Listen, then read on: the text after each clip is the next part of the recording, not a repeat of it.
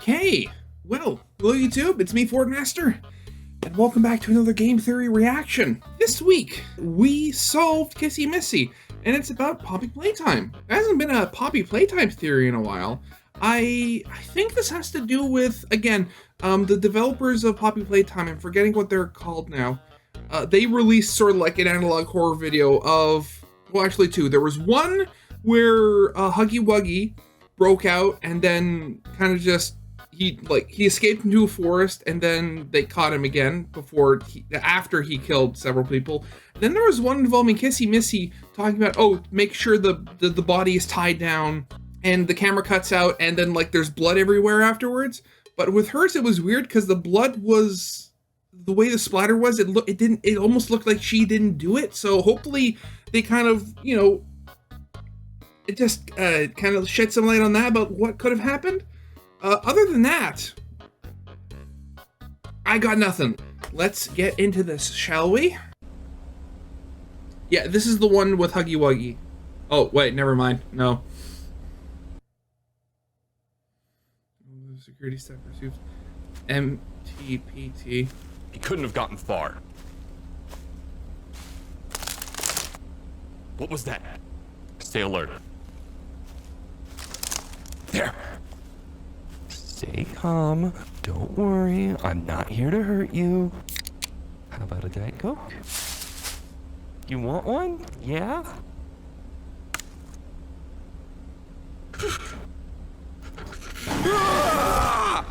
That's not a vision I wanted to see. Welcome to Game Theory, the show that only gives you one instruction.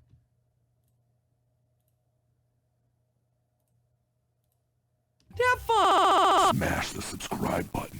Huh, mysterious only red do it text that once. isn't the same as the rest? Totally not suspicious. Today, with the FNAF timeline finally behind me, we are overdue to cover something completely different. We're gonna do an ultimate Poppy Playtime timeline now.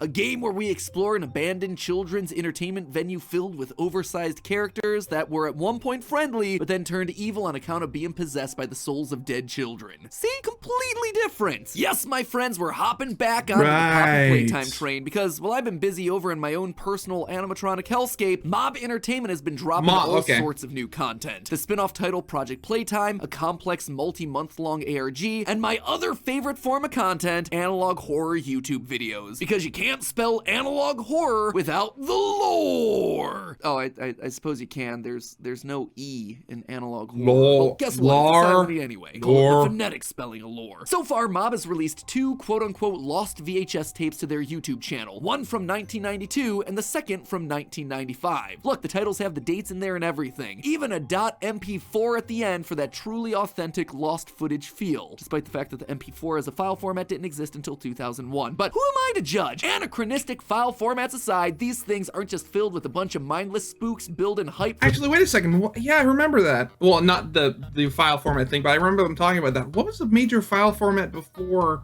2001? I'm curious now. I gotta look this up. 12 seconds later.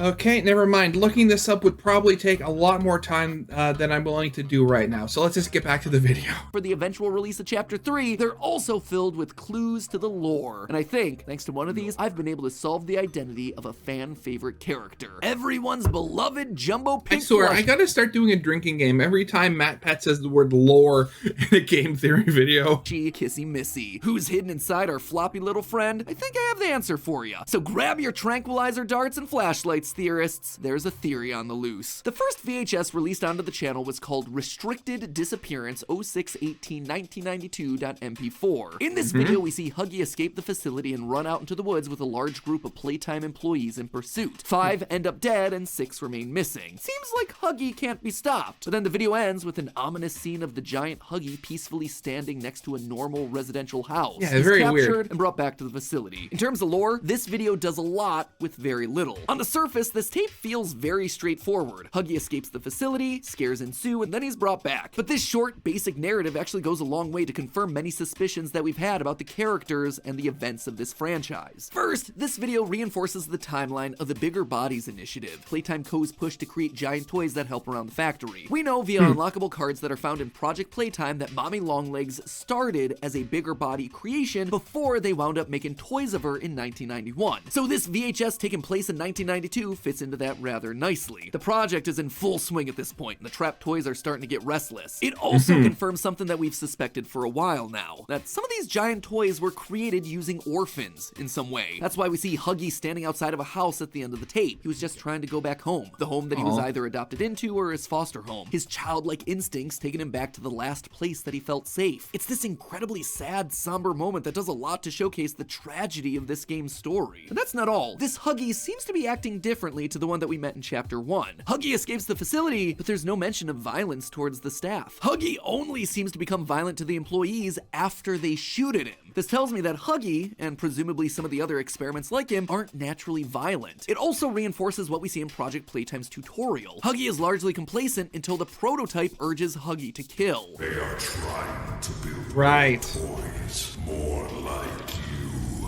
Kill everyone in sight.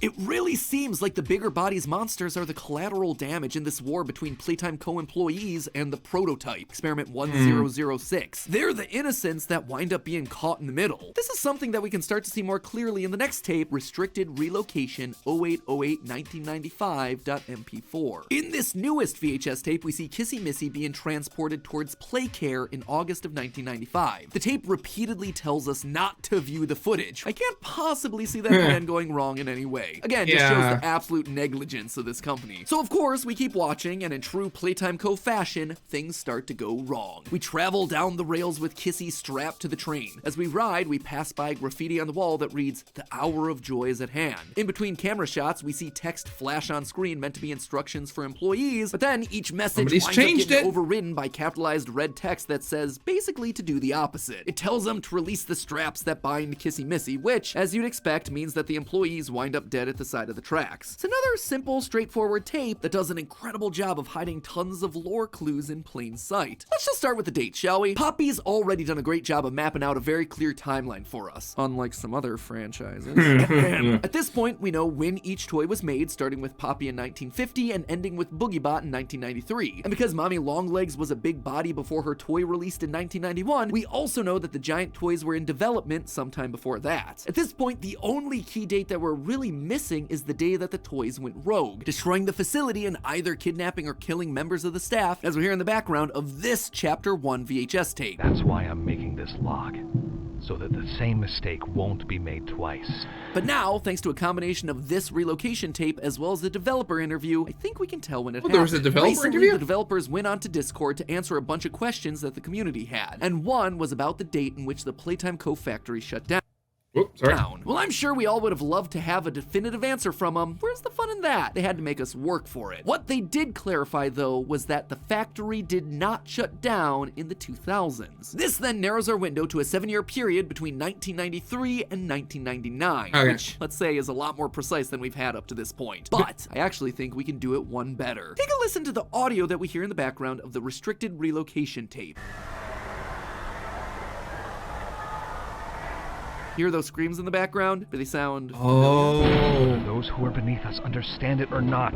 Those screams, the screams of employees being mauled to death by giant toys, those are the screams that we can hear in the distance. The event that shut the factory down happened on this date, August 8th, 1995. This is the day of the Great Toy Rampage, and it's all on account of him. Experiment 1006, the prototype. Those still missing, today's events are no doubt in relation to him. He's the one orchestrating this attack on the employees. Not only is he speaking telekinetically to all the toys in the facility, urging them to kill, but he's also the one manipulating these VHS. I still think it's funny, but we keep talking about, or they keep talking about him, but literally the only thing we have of anything, of like anything of what he could possibly look like, is his one like weird cyborg cybernetic skeletal hand. Tapes, altering the text to all caps or using the color red to communicate with us, getting not just the monsters to rebel, but the humans watching the tapes to listen to his commands. Suddenly, that graffiti that we see in the tunnel, "The hour of joy is at hand," makes a lot more sense. It feels like something that Experiment 1006 would say, or more specifically, the person that became 1006, Elliot Ludwig. His whole goal was to bring joy to children, and after being betrayed and turned into a monster by Leith Pierre and the Doctor, it makes sense that he would use the same terminology, almost ironically. These toys were made from children to be workhorses. Now, he will finally be able to free them and give them the joy that he had promised them since the beginning. Except, there was one thing that didn't quite go according to plan. Kissy Missy didn't kill the train staff like she was supposed to. Now, I know y'all probably think that I've lost it. Clearly, those Playtime employees around her feet are dead. Well, yeah, they are, but look at the blood is splattered on her as if she didn't move. Plus, also, if she had escaped, why would she lie back down on the board? Look at the blood on Kissy, around her feet, around her hands, around her mouth. This is an open and shut case, right? But to that I say, look again. What do you think these are? Is that not blood splat? I mean, could be scratches. 1006 is the only creature that we currently know about in this entire facility that has claws capable of creating marks in the wood like that. He has to have been here during this moment, shredding up the employees once he realized that Kissy wasn't going to be doing it herself. What's more, Kissy Missy is laying on top of the scratches. It means that she was standing aside while the prototype slashed and slaughtered everyone around her, and then resumed her position on the train when he was done, like a good, obedient toy. Truly the best girl. You can even see what appears to be bones or intestines on the floor by her feet, something that would have been eaten if this was any other giant toy. But Kissy refused. She left them there. This wasn't an act of hunger like with Huggy killing people. This was 1006 acting out of revenge. Revenge for turning him into a monster, for torturing the kids that he swore to protect, and for locking away the only thing he ultimately cared about, his daughter, Poppy. But I think we can actually keep going here. I think we can actually prove the identity of Kissy Missy. We're rarely given names of actual humans in this franchise, but when we are given a name, they tend to be repeated a lot throughout the chapters to show that they're going to be important to the ongoing narrative. That said, there are still a couple names right now that haven't led to anything substantial. For instance, during chapter 2, we can actually find this note. Entire batch of toys is miscolored due to Patty Hall sabotaging the painting machine. Saboteur has since been dealt with. Patty Hall. This was a new character that we'd never heard about before and was never mentioned again. That struck me as odd. Even one-off characters like Avery, the disgruntled worker from a VHS found in chapter 1, gets himself a second VHS in chapter 2 to flesh him out a bit. But Patty, yeah, she was just there. A random name on a random rejected toy form. Or at least that's the way it was until the ARG launched. In case you missed this one, the ARG involved us following the story of a new character, Rowan Stoll, an employee who was slowly figuring out that something wasn't quite right at Playtime. And as a part of that ARG, he released a bunch of internal documents via an FTP server that we could access. And one of those documents on there was this, a disciplinary document for a familiar face, Patty Hall. Quote, details of occurrence, sabotage of retail shipment. This week of 1/2/91, employee intentionally sabotaged factory equipment, in particular, a paint machine. The employee mismatched 57 paint canisters, resulting in an extraordinary amount of toys no longer being suitable for retail. Retail shipment number 018345 was recalled, resulting in a significant amount of lost revenue as well as damaging Playtime Co.'s brand image amongst several major retailers. There is substantial evidence supporting the assumption that this sabotage was done in some sort of defiance to several of Playtime Co.'s practices. Plan for disciplinary action, effective immediately. Employees demoted from toy designer and will be sent downstairs to storage B to receive further instructions. All of this took place on January 2nd, 1991, signed by none other than our good friend and leader of the Bigger Bodies Initiative, the Doctor. The next time we're down in storage B, there are no employees working there. It is literally a storage room for toys that are being experimented on. Notice the blood that covers this smaller Mommy Longlegs doll in the background. The only living thing that we see in storage B, Kissy Missy. Could it be that Kissy Missy and Patty Hall are actually one and the same? I know that might feel like a bit of a stretch, but think about what we're seeing here. It's 1991, so the Bigger Bodies Initiative is in full swing. We have a character in Patty who's openly defiant to those in authority, a chaotic neutral, just like we see with Kissy defying the prototype's rampage. And we have ourselves a character associated with creating alternate colored versions of other toys, just like how Kissy is an alternate colored Huggy. Plus, the biggest clue of all, the fact that we've only seen storage be mentioned with regards to these two characters screams a connection. Lastly, it would explain why Kissy Missy is friendly towards us in chapter 2. Sure, she's against Playtime Co. She has been from the start. She was sabotaging their toys, but I also don't think that she's on the side of 1006. She witnessed the monster kill her fellow employees in cold blood on the train. My gut is that she just wants this whole place to burn. And so when she sees us, a person trapped inside the facility just trying to get out, she sees an opportunity. We are the only... I will say, just as I said it before when I watched the original Let's Plays of this, Mob, they are very good at animating soft, bendy characters. Just the way, Kissy moved was very realistic for a character. When you think about a character who has arms that are probably 6 feet long and with no bones. Ones that can stop not only 1006, but also destroy Playtime Co. from the inside, have those still alive brought to justice, and have the fond legacy of Playtime Co. tarnished and forgotten forever. That is why she helped us, and given the instructional video shows her heading towards the play care, I wouldn't be surprised if we bump into her again in Chapter 3, helping us to take on whatever new threat awaits us. I wonder if she's going to talk. That's just a theory. A game theory. Thanks for watching. And if you want to keep this pop... Yeah, so, again, granted, I'm not going to buy it just because I really can't at the moment. But I'm very excited to see where Poppy Playtime goes, even with Mob Games, some of their more dubious practices in the past. NFT. But, yeah, I wonder if she's going to talk. Or I wonder if she does... I wonder why Huggy didn't talk. Is he more just... he just doesn't have anything to say, or would he be more like something that's incapable of talking at all? Because we already had Mommy and Poppy both being able to talk. The prototype is evidently able to talk, though granted, we don't know if he's able to talk normally or if all of his communication is done telepathically. Hey, either way. As always, original is linked in the description, and I hope you guys liked. If you did, leave a like, subscribe if you have not, and I'll see you guys next time. Goodbye.